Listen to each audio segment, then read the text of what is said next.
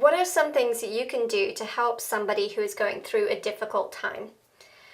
Now, for those with chronic illness and disabilities, difficult times are, they're pretty much ongoing, but there can be times when it's particularly challenging, and then it's just really helpful for friends and family to come alongside and to provide practical help and encouragement. Now, what are some things that you could be doing to help that person? Well, my sister actually, she has spent the last 6 weeks or so in a medical facility about 2 to 3 hours away from her home. And she's been there during the week and come home at the weekends. But that means that her kids basically haven't had their mom around for the week. And she's been blessed by having friends and family come alongside and really help her and her husband during this time. And she just wrote down 10 ideas that she found helpful during this time, which you can implement as well as you see fit within the situation of the needs of your family or friend. So I encourage you to go to the article so as you can read all 10 of those suggestions. But here are just a couple to whet your appetite.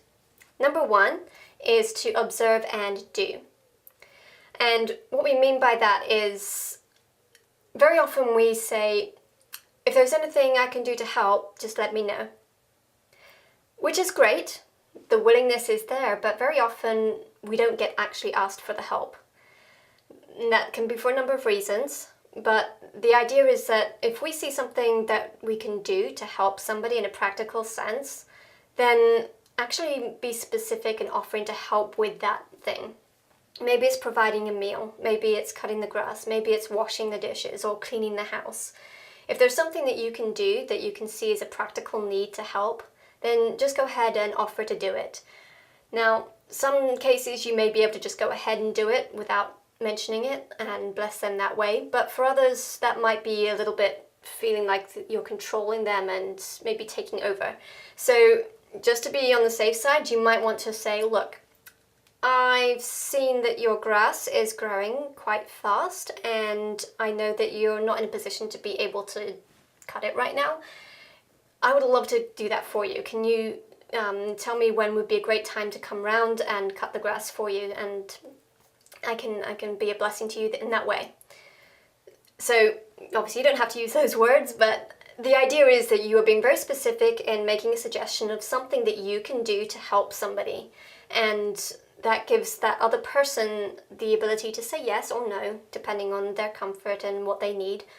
And that means that they do actually get the help that they need, because they're unlikely to ask you to cut the grass.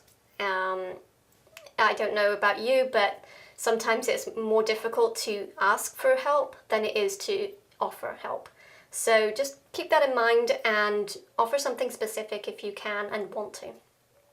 Tip number 2 is to communicate.